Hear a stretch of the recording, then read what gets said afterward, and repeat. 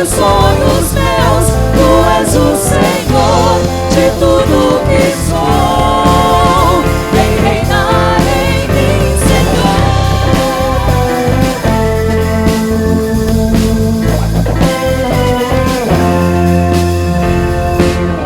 Sobre o meu pensar, tudo que eu falar, faz-me refletir a beleza que há em ti. Tu és para mim mais que tudo aqui.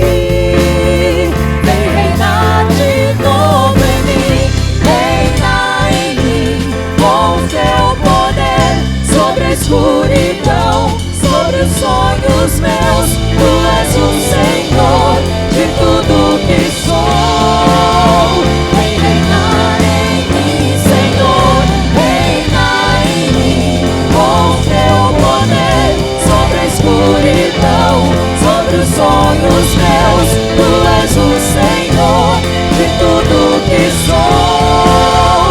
Vem reinar em mim, Senhor. Vem reinar em mim, Senhor.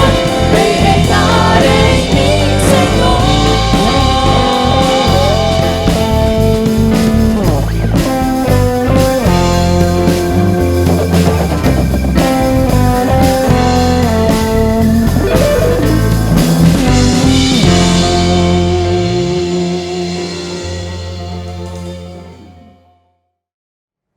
Olá, seja bem-vindo a mais uma quarta de estudo. Mais uma vez teremos a participação do pastor Gabriel Porto, nos explicando sobre a Bíblia para que nós possamos aumentar o nosso conhecimento. Conhecereis a verdade vos libertará. Com certeza vamos ser edificados mais uma vez. Quero lembrar você para continuar nos acompanhando através das redes sociais. Não se esqueça, estamos em campanha de arrecadação de alimentos, para que a gente possa ajudar aqueles que estão necessitados.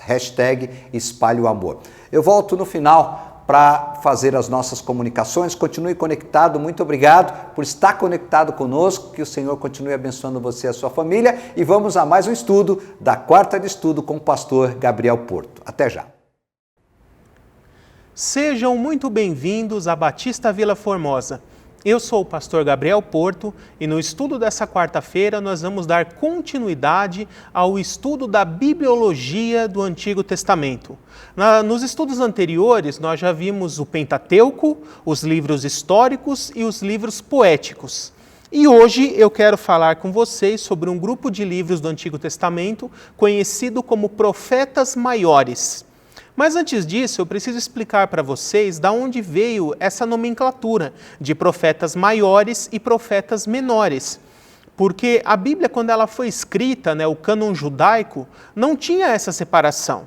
Os judeus eles simplesmente separavam em profetas anteriores ao cativeiro babilônico, profetas do cativeiro e profetas posteriores ao cativeiro. Já Agostinho de Hipona, no século IV, quando o cânon dos 66 livros da Bíblia, ou seja, o conjunto de escritos que foram reconhecidos como inspirados para fazer parte da Bíblia, ele resolveu dividir os profetas em dois grupos. Então ele pegou os livros dos profetas que são mais volumosos, que têm mais destaque, mais reconhecimento, e chamou de profetas maiores. E os livros que são menores em volume e também não tão conhecidos, ele deu o nome de profetas menores, que são os que nós veremos na próxima quarta. É daí que veio esse nome, mas é importante vocês entenderem que isso é só uma nomenclatura. Não significa que esses profetas são mais importantes do que os outros, ou que esses livros da Bíblia são mais importantes do que os outros profetas. Na verdade, todos eles são igualmente importantes, e como depois o Novo Testamento vai dizer lá em 2 Timóteo, capítulo 3, versos 16 e 17, toda a Escritura é inspirada por Deus e útil para o ensino, para a exortação, para que o homem de Deus seja apto e plenamente preparado para toda boa obra. Então, nós jamais devemos negligenciar os outros livros chamados de profetas menores, porque eles são tão importantes quanto os demais livros da Bíblia. Agora, concluída essa explicação, eu quero falar com vocês sobre esses livros chamados de profetas maiores. Eles são 5 livros. Primeiro o livro do profeta Isaías, depois o livro do profeta Jeremias, em terceiro lugar um livro de Lamentações, também escrito por Jeremias, até em algumas Bíblias ele é chamado de Lamentações de Jeremias, depois os livros de Ezequiel e Daniel. Então vamos começar primeiro falando sobre Isaías. O livro de Isaías ele tem 66 capítulos, é o maior livro de todos os profetas do Antigo Testamento. E ele pode ser dividido basicamente aqui em 4 partes. A primeira parte, que vai dos capítulos 1 ao capítulo 7, são profecias contra Judá. Lembre-se que nessa época, como eu já falei nos estudos anteriores, Israel, o povo de Israel estava dividido em 2 reinos, o reino do norte, chamado de Israel, ali com a capital em Samaria, e o reino do sul, chamado Judá, com a capital em Jerusalém. E essa época que o profeta Isaías viveu, os 2 reinos ainda existiam. Então, ele faz profecias contra Jerusalém e profecias contra o reino do norte, o reino Israel também. Tá? Nós precisamos identificar a quem ele está se referindo em cada um dos textos. Dentro desse bloco, eu poderia separar o capítulo 6, que é o capítulo do chamado de Isaías. Né? Fala ali que no ano em que o rei Uzias morreu, o rei Uzias ele era primo de Isaías, eles tinham uma amizade bastante bem desenvolvida. Por isso, quando Uzias morreu, Isaías ficou muito triste, ficou de luto por algum tempo, e enquanto ele estava nesse período, ele foi um dia no templo do Senhor ali prestar um sacrifício, prestar ali a sua adoração, e Deus apareceu numa visão para falar com ele, para dar ali o seu chamado como profeta. Né? E ele fala que viu ali o Senhor num alto e sublime trono. Então o capítulo 6 de Isaías ele tem bastante destaque por conta disso. Também eu poderia citar que o livro de Isaías ele tem uma característica bastante interessante. As profecias da maior parte do livro, pelo menos essa primeira parte dele até o capítulo 39, elas são profecias que se situam na história.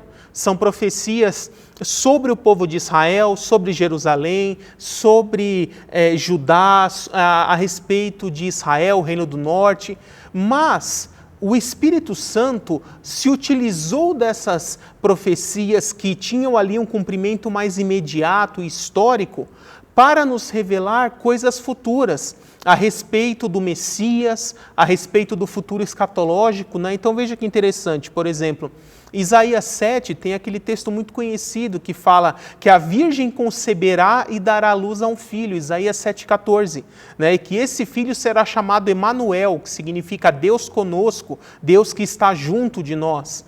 Né? Então, dentro de uma profecia histórica ali para Jerusalém, o Espírito Santo foi aos poucos revelando profecias a respeito do Messias, a respeito de eventos relacionados à primeira vinda de Cristo, relacionados à segunda, relacionados ao futuro escatológico, e isso nós vamos pegando aos poucos no decorrer do livro.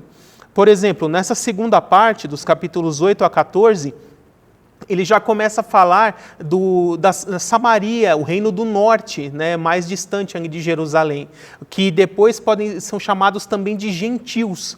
E aí, dentro dessa profecia a respeito do reino do norte, Israel, Samaria, ele insere no capítulo 9 aquela profecia muito conhecida, né, o povo que andava em trevas viu uma grande luz.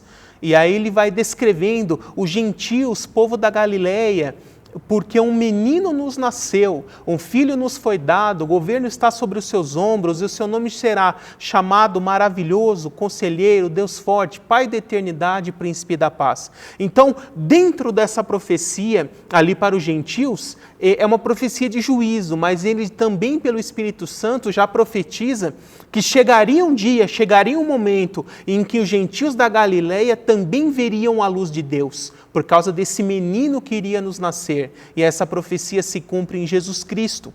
Ainda nesse bloco, quando chega ali no capítulo 11, ainda falando de juízo, do estado de decadência em que se encontra Samaria, ele fala também que chegaria um tempo em que Deus levantaria da raiz de Jessé, ou seja, da descendência de Davi, um homem chamado Renovo, né? E esse é o Messias, e que quando ele se manifestasse, a terra seria um reino de paz, onde o lobo e o cordeiro brincariam juntos, o leão e o cordeiro também, onde as ovelhas brincariam com os filhotes da ursa, a criança poderia colocar as mãos na toca de uma cobra e ela não faria mal, porque chegaria esse momento em que haveria um reino de completa paz. E depois no Novo Testamento nós vimos que esse reino se chama milênio e que ele se iniciará depois que o Senhor Jesus Cristo voltar. Na sequência, dos capítulos 13 a 39, nós temos profecias a respeito de várias nações. Então, vocês vão encontrar ali várias nações entre os gentios, o profeta Isaías profetizando a esse respeito. E, por exemplo, quando ele vai falar da Babilônia, ali em Isaías 14, mais uma vez, é uma profecia histórica para aquela época. Mas outra vez o Espírito Santo aproveita dessa profecia para revelar coisas mais profundas. E ele faz um paralelo entre o rei da Babilônia e o próprio Satanás, explicando como se deu a queda de Satanás, né? Que a teologia cristã também chama de Lúcifer.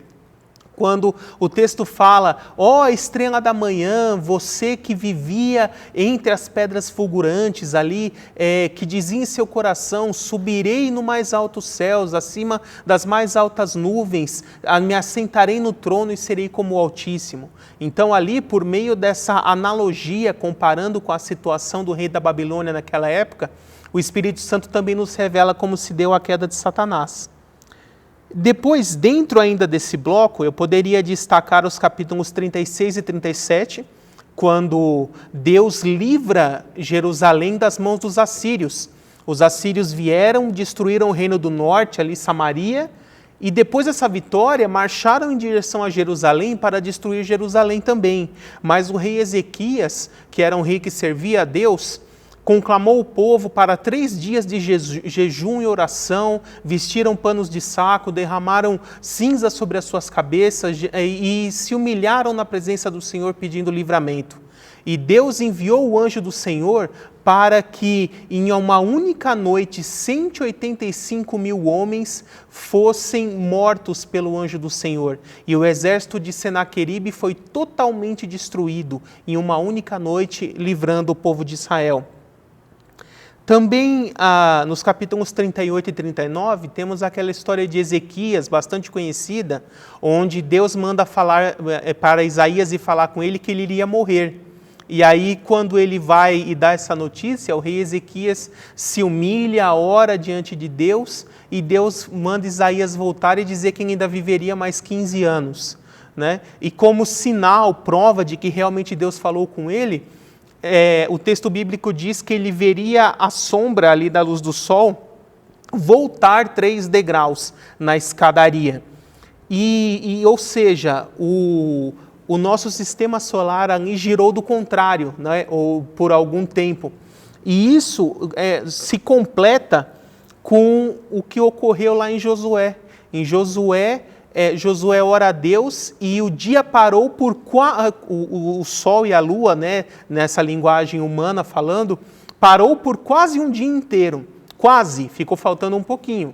Essa diferença que completa para um dia inteiro, para que o alinhamento voltasse, ocorreu nessa época de Isaías, quando 3 degraus retroagiram. Então perceba que a Escritura se completa em cada detalhe. E depois nós podemos colocar aqui a segunda grande divisão do livro de Isaías, que vai do capítulo 40 em diante. Porque até o 39, ele é um livro com profecias mais históricas, mais regionais, mais voltadas para a época de Isaías. Mas do 40 em diante, ele volta quase que totalmente para o futuro, falando sobre a manifestação do Messias, várias profecias sobre o Messias, tanto da primeira quanto da segunda vinda, sobre o reino messiânico, né? O Isaías é o profeta que mais fala a respeito do milênio. A maioria das profecias do milênio, do reino messiânico, estão no livro de Isaías, nessa parte do capítulo 40 em diante. Por isso ele também é conhecido como o profeta messiânico. Depois, nós temos Jeremias, junto com o livro de Lamentações, Ezequiel e Daniel.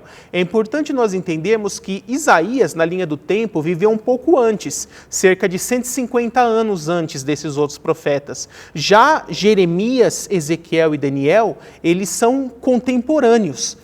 Jeremias ele é um pouco mais velho, digamos uns 30 anos mais velho que os demais, mas Ezequiel e Daniel tinham praticamente a mesma idade. Ezequiel talvez fosse uns 10 anos mais velho no máximo, e eles foram contemporâneos, todos eles pegaram essa época do cativeiro babilônico. Jeremias, que veio primeiro, o chamado dele foi chamar a nação de Israel para o arrependimento, justamente para que eles se arrependessem e não sofressem o cativeiro. Mas por muitos e muitos anos, Jeremias profetizou, o povo ignorou, até que veio, infelizmente, os babilônicos, pela permissão de Deus, derrotaram o exército de Jerusalém, tomaram a cidade e levaram o povo para o cativeiro. E o livro de Jeremias começa com o chamado dele no capítulo 1, depois várias profecias contra Judá e Jerusalém, ou seja, a parte mais do sul, porque essa parte do norte já havia sido destruída pelos assírios, por isso só tem profecias para Judá e Jerusalém. No capítulo 6, nós vemos que Jerusalém é invadida a primeira vez. Foi o primeiro ataque dos babilônicos contra Jerusalém. Também nos capítulos 18 e 19, eu posso destacar essa passagem do vaso e o oleiro, que Deus manda Jeremias ir lá ver um oleiro trabalhando. E aí o oleiro estava fazendo o vaso e de repente o vaso não saiu do jeito que ele queria e ele pega aquele vaso ainda mole com a argila e amassa e faz um bolo para criar novamente um outro vaso. E aí Deus disse no coração de Jeremias: da mesma forma que esse barro está nas mãos do oleiro, o meu povo está nas minhas mãos, que eles seriam amassados metaforicamente por meio do cativeiro babilônico, mas que Deus os restauraria e os formaria novamente de um jeito que Ele quisesse. O capítulo 31 também é muito importante, porque é um dos textos bíblicos que fala da nova aliança, onde por meio de Jeremias Deus profetizou que no futuro faria uma nova aliança com a casa de Israel, com a casa de Judá, para substituir a aliança de Moisés que seria quebrada. Aqui é a primeira vez onde nós vemos essa expressão nova aliança. E é a esse trecho que Jesus se refere lá na ceia, quando ele vai falar para os discípulos: este é o sangue da nova aliança para perdão dos pecados. Então aqui para Jeremias, ele também ainda dentro desse contexto de cativeiro, ele diz para Jeremias: o povo quebrou minha aliança e foi para o cativeiro, mas no futuro eu farei uma nova aliança com esse povo e os restaurarei. E dos capítulos 39 a 44, nós vemos ali a desolação de Judá, após vários ataques sucessivos, o povo foi ficando cada vez mais mirrado, mais fraco, as construções destruídas, e aí ele intercala com várias, existe no capítulo 39 a segunda invasão de Jerusalém. Depois dos capítulos 45 a 51, ele faz novamente profecias contra várias nações. E no capítulo 52, a queda final de Jerusalém, quando ela foi definitivamente derrotada, o templo destruído e o povo levado para o cativeiro. E já emendando em sequência com isso, nós podemos falar do livro de Lamentações. O livro de Lamentações só tem 5 capítulos e basicamente todo o livro é um relato de uma testemunha ocular da destruição de Jerusalém e do templo realizada pelos babilônicos.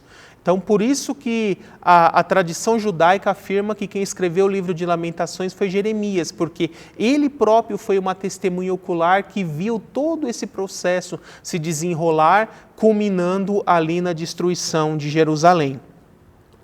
Depois nós temos o livro de Ezequiel. É importante nós termos em mente que tanto Ezequiel quanto Daniel foram 100% escritos durante o cativeiro babilônico, porque tanto Ezequiel quanto Daniel receberam o seu chamado profético depois que eles já estavam no cativeiro.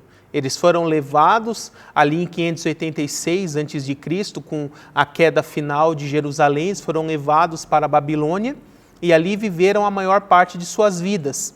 E durante esse período no exílio é que Deus deu o chamado profético e eles receberam suas visões e escreveram seus livros. O livro de Ezequiel, né, ele, como eu disse, ele é um pouquinho mais velho do que Daniel, uns 10 anos mais ou menos. Então aqui, dos capítulos 1 a 24, nós vemos de profecias antes do cativeiro. Depois dos capítulos 25 a 36, profecias contra várias nações. E do capítulo 37 em diante, até o final do livro, no capítulo 48, nós vemos a parte escatológica do livro de Ezequiel, porque ali no capítulo 36 ele também fala de uma nova aliança que seria feita. O capítulo 37 é muito conhecido, é aquela chamada visão do Vale dos Ossos Secos, onde Deus profetiza que tiraria o povo de Israel das sepulturas das nações em que se encontravam do exílio, e os traria de volta para a sua terra para os fixar novamente de forma definitiva. E essa profecia se cumpriu em nossos dias, mais precisamente em 1948, quando a ONU fez uma votação devolvendo aquele território ou parte dele para os judeus e eles puderam fundar o novo Estado de Israel e começar a retornar para a Terra Santa. A segunda parte de Ezequiel 37 vai nos falar da reunião de todas as tribos de Israel, de descendentes de todas as tribos de Israel para a Terra Santa. E isso está ocorrendo desde 1948 até os nossos dias. Pessoas de vários lugares do mundo são identificadas como remanescentes dessas tribos e estão retornando aos poucos ali para Israel. E depois, capítulos 38 e 39 de Ezequiel já são eventos relacionados ao período tribulacional, né, que eu tratarei em outros estudos mais para frente. E do capítulo 40 em diante é só sobre o milênio. Do 40 ao 48 de Ezequiel, tudo que ele descreve é como será o milênio, o reino messiânico após a volta de Cristo, como será a terra restaurada, a Jerusalém terrestre, o templo de Jerusalém e todas as questões relacionadas a isso.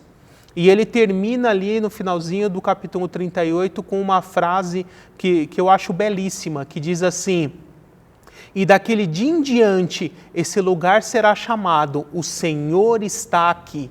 Porque Deus, na pessoa de Cristo, estará presente fisicamente, de forma perpétua, junto com o seu povo. E então entramos no livro de Daniel.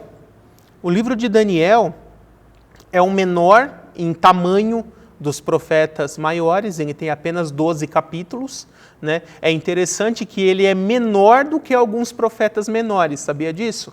Daniel só tem 12 capítulos, já Oséias e Zacarias têm 14, né? Então tem profetas menores que são maiores que Daniel, tá? Mas por que Daniel, sendo um livro pequeno, ainda entrou na categoria dos profetas maiores? Porque a relevância do conteúdo dele é muito grande, né? Então ele começa ali no capítulo 1, com aquela história que é bem conhecida, quando Daniel e seus 3 amigos vão para a Babilônia, eles se recusam a comer os manjares do palácio, que eram consagrados a ídolos, e começam a se alimentar apenas de vegetais, de legumes, né? E eles, a pessoa que cuidava deles acabou permitindo isso, vendo que eles estavam saudáveis mesmo assim. Eles são submetidos a vários testes e são constatados que são homens muito inteligentes e, por isso, recebem cargos para ajudar na administração do governo, né? E aí, no capítulo 2, nós temos o sonho da estátua, onde o rei Nabucodonosor, por várias noites seguidas, tem um sonho e não consegue entender o que ele significa. E aí Daniel acaba sendo chamado e consegue interpretar esse sonho, e ele descreve uma estátua feita de partes de vários metais, né? E cada parte representa um dos impérios mundiais que viriam a governar o mundo. Eu não vou entrar muito em detalhes aqui, porque nós já temos estudos de escatologias em outros vídeos que serão exibidos em momento oportuno. Depois, em Daniel 3, temos aquela passagem da fornalha, onde os 3 amigos também deles são jogados na fornalha, Sadraque, Mesaque e Abednego, porque se recusam a adorar a estátua de ouro que foi feita. Capítulos 4 e 5, nós temos o sonho da árvore e a queda da Babilônia. Então, no capítulo 4, Nabucodonosor sonha com uma grande árvore. E aí, novamente, Daniel é chamado para interpretar esse sonho e ele diz: essa grande árvore é o Senhor, rei. Deus te colocou para governar sobre todos, mas só ficará governando enquanto reconhecer que existe um Deus no céu acima de todos, inclusive de você, e que controla todas as coisas. Enquanto ele teve isso em mente, ele continuou reinando, até que um dia, da varanda do seu palácio, ele olhando o seu império, contemplando tudo isso, ele disse: eu governo sobre todos eles, eu sou um Deus. E quando ele disse isso em seu coração, naquele mesmo momento, Deus tirou a sanidade mental dele e ele começou a se comportar como um animal e foi viver entre as feras selvagens, e assim permaneceu por 7 anos, até que reconheceu que existia um Deus soberano sobre todos. E aí, quando ele reconheceu isso, Deus o devolveu a sanidade, o reestabeleceu e ele voltou para o seu palácio e ainda governou por mais alguns anos. Depois, quando ele morre, o seu neto, Belsazar, ele acaba sendo colocado para governar ali. Mas ele foi um rei muito negligente e acabou querendo dar uma festa com orgias e adoração a deuses pagãos, usando os utensílios sagrados do Templo de Jerusalém que foram saqueados. Então, a ira do Senhor se acendeu e apareceu uma mão, uma visão como que de uma mão de fogo escrevendo na parede. E ninguém entendeu o que aquilo queria dizer, então Daniel foi chamado para interpretar aquilo. E ele disse que Deus estava profetizando que naquela mesma noite o reino dele seria tirado e entregue aos persas. E foi exatamente isso que aconteceu. Naquela mesma noite, os persas fizeram um ataque surpresa contra a Babilônia, os derrotaram, tomaram a cidade, e naquele momento o Império Babilônico caiu e os persas assumiram a supremacia mundial. Então, essa parte até o final, depois do capítulo 6, nós temos outro trecho muito conhecido, Daniel na Cova dos Leões, que eu não preciso entrar muito em detalhes, acho que é um texto que praticamente todo mundo conhece, né, que o rei acabou sendo enganado por homens mal intencionados e teve que jogar Daniel na Cova dos Leões, porque ele se recusou a adorar qualquer outra divindade que não fosse o Deus de Israel. Mas Deus livrou ele da morte e os leões não o atacaram. E no outro dia de manhã ele saiu ileso, e aqueles próprios homens que tramaram contra ele que foram jogados contra os leões e foram mortos. O livro de Daniel, ele tem essas duas divisões. Dos capítulos 1 a 6, nós chamamos de parte histórica, porque apesar de ter profecias, elas são inseridas dentro de um contexto histórico. Já dos capítulos 7 a 12, nós chamamos de parte profética do livro de Daniel, porque ele deixa de se concentrar tanto em eventos históricos ali daquele momento e passa a relatar de profecias do tempo futuro. Profecias escatológicas do tempo do porvir. Então, nos capítulos 7 e 8, nós temos duas visões diferentes sobre animais, aparecendo vários animais, e elas simbolizam o mesmo significado da visão da estátua do capítulo 2. Elas profetizam quais seriam todos os impérios que viriam a dominar o mundo, desde a época de Daniel, ali na Babilônia, depois o Império Persa, Grego, Romano. Ele também profetiza a queda e divisão do Império Romano, mas nos afirma que no futuro escatológico o Império Romano se reunificaria, se tornando uma potência mundial novamente, e ele seria liderado por um homem que depois a teologia vai chamar de anticristo. e que durante o período que nós conhecemos como período da tribulação, essa forma ressurreta do Império Romano dominaria sobre toda a terra. Mas isso também é assunto para estudos de escatologia. Na profecia do capítulo 9, a profecia das 70 semanas de Daniel também é bastante conhecida, né? O anjo Gabriel, como resposta de oração a Daniel, vem até ele e revela que ainda ocorreriam um período de 70 semanas de anos, ou seja, 490 anos, em que vários eventos deveriam ocorrer até a vinda do Messias, sua morte, ressurreição e ascensão.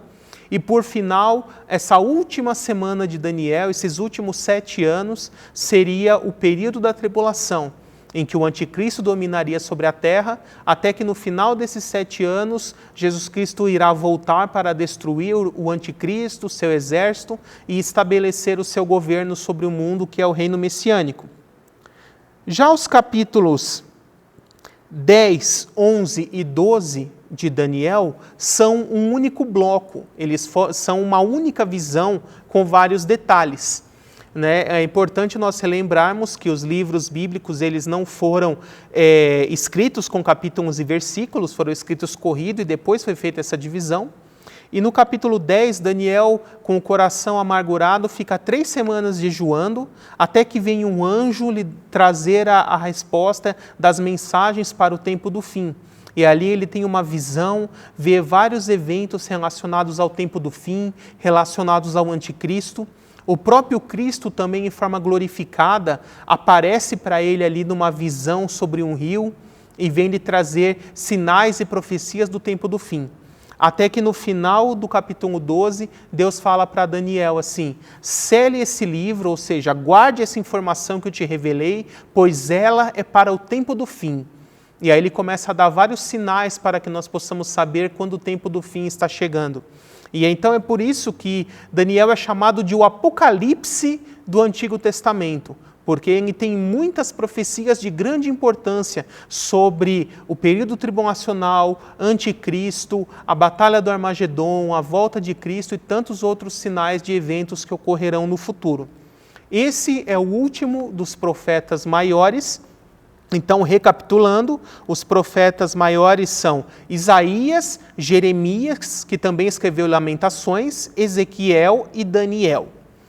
E no próximo estudo eu darei continuidade falando sobre os profetas menores.